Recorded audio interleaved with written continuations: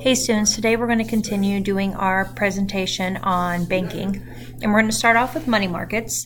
Money markets is another type of savings account that you can have at any typical bank where you continue to earn interest, but it varies, the interest does, from month to month. So the rates are changing based on how the markets are doing. Markets are how businesses are doing. And typically they have a higher interest because of this shift and change. Also, typically there's a minimum balance requirement of $1,000 or more. It can go up to $25,000 or even $50,000. And there's also only a limited number of withdrawals that you can have during the month because they want you to keep as much money in there and with them so they can use that money to do other things. Don't forget that this is also covered by FDIC. And I just want to point out again, FDIC is insuring your money up to $250,000 per account. Here's one that I found at Regions Bank where you get an APR of 1.01, but you have to have, $100,000, and you have to have a daily minimum balance of $2,500. And there's probably also some deal where you can only withdraw X amount of times throughout the month. Savings bonds are another way to invest your money. These are issued by the government and they're sold to the general public. Typically, you'll see savings bonds as Series EE. They can range from $25 to $5,000. Now, we say that their face value, or when they mature, we call it the face value, can be up to $10,000. The government each year puts a limit that you can only have $15,000 in savings bonds. So every year you could put $15,000 of your money into savings bonds as an investment. Again, the maturity date is what they call face value. Depends on the date that you bought it and the interest rate that that bond holds. Bonds interest rates vary. There's no official maturity date, but it usually is 20 years. And then I have your potential returns down below that you can pause and read that if you would like. Next, we didn't go through evaluating savings plans. So we did in class talk about the rate of return, and to have a really good return on investment, we typically say an active investor should have 15%. An active investor is someone who is avidly seeking out the best options for them. We continue to say compounding is the best way. Make sure it's compounding either monthly, quarterly, or even daily. And we also continue to say, well, there's APR and there's APY listed. What is the difference between the two? APY is so similar to APR, I go ahead and tell you to just check out the APR because that's the annual percentage rate. The APY has yield, so that's the amount of interest that a deposit would earn after compounding for 1 year. So they're just assuming that the year has been in place. Also, when you're evaluating savings plans, you've got to always check out interest rates, terms and conditions, and then any fees that you may have on that account. Other things that you need to consider is inflation. This is one of the biggest issues, that if you are locked into a low interest rate for a long period of time and the economy and everything is getting more expensive, this also can help you. But if you have a rate that is not fixed and it fluctuates based on how the market's doing, this could be a big issue. Tax considerations. So taxes are what we pay the government every year. Taxes reduce the interest earned on savings. So you have to pay income tax, which is so stinky, but you have to pay on the interest you earn from a CD. These numbers change depending on how much income you're bringing in. But the other thing to think about is taxes do not have to be paid on retirement savings accounts. So we'll look at that further in the semester. We also have talked about that word liquidity. How quickly can you get to your money? So when you're thinking about savings plans, you don't want to put all of it into savings bonds in case you need to get it out quickly. That's just one example. Again, being insured and then restrictions and fees are always something to think about. We're going to go right into checking accounts. They can be divided into basically 3 categories: regular, activity, and interest earning. All accounts are easy, accessible to your money. They're very liquid. You can write a check, set up an auto transfer, use a debit card, super easy to use. I have an article that I'd like you to read. What is a checking account? This will be on the daily agenda, and I will ask you a few questions when you come back to class next week.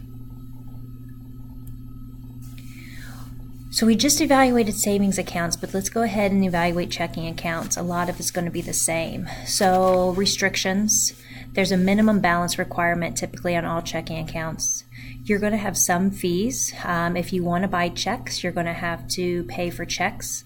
Overdraft is the protection where if you swipe your debit card or pay with a check and you don't have enough money in your account, the company, the bank, will charge you a fee, typically $30. So every time you swipe your card that day, 5 times, 6 times, etc., they're going to charge you $30 each time. So that's a fee that you need to be aware of. Stop payment, if you would lose a check, you would want to put a stop payment so not anyone could just pick it up and go try to cash it. And so if you lose a bundle of checks or if you lose just one, it's the same fee, but it is a fee for the bank to say stop and don't use this check. Not very many checking accounts are going to give you interest. I would say at your age, none. But when you get older and you have more money, some checking accounts do gain interest. The special services, where are the ATMs located? The auto teller machines. Does it do banking online? Does it have an app? Does the app have a budget opportunity for you? These are all things to consider when you're looking at checking accounts. So using a checking account involves several activities. First, you have to decide if it's going to be a joint or an individual account. Joint would be 2 people have ownership of that account. So if you're with your parents, if it's an or, either of you can take money out. That's when you're married, you can decide on that. When you're an individual, no one has access but you. They're always going to check your signature when you withdraw any money. They're going to verify that signature, and we're going to start practicing our signature in class. We also are going to do a writing check activity because it's crucial that you understand how to do that. Using the memo line, if you make a mistake, writing void over it and writing a new one, not just scratching it out and trying again. And we talked about that stop payment again that you all have to think about. Here's a blank deposit ticket. And a lot of you don't ever go into the bank to deposit cash or deposit a check, but we're going to talk about what these details are and how to use a deposit ticket in class.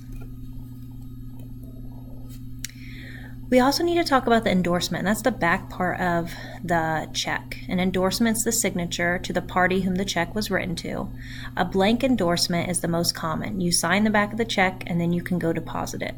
There's other ways that you can do that though. If I have my husband's check or even mine, I can just write for deposit only and the bank has to take it, but I cannot withdraw any of that for cash. They will deposit the whole thing. So if he's not home and I want to go to the bank and I want to deposit the check, I always write for deposit only. That's what we call restrictive because it is restricting what you can do with the money. A special endorsement is you can actually transfer your check to another party. So say Mason's in class and I have a check written to me for $50. On the back, I can write pay to the order of Mason. I sign it, he signs it, it now becomes his check. Know that check clearing usually takes about 2 to 5 business days, and so your bank sometimes, if it's a large check, won't allow you to withdraw that amount of money right when you deposit. Here is a typical check.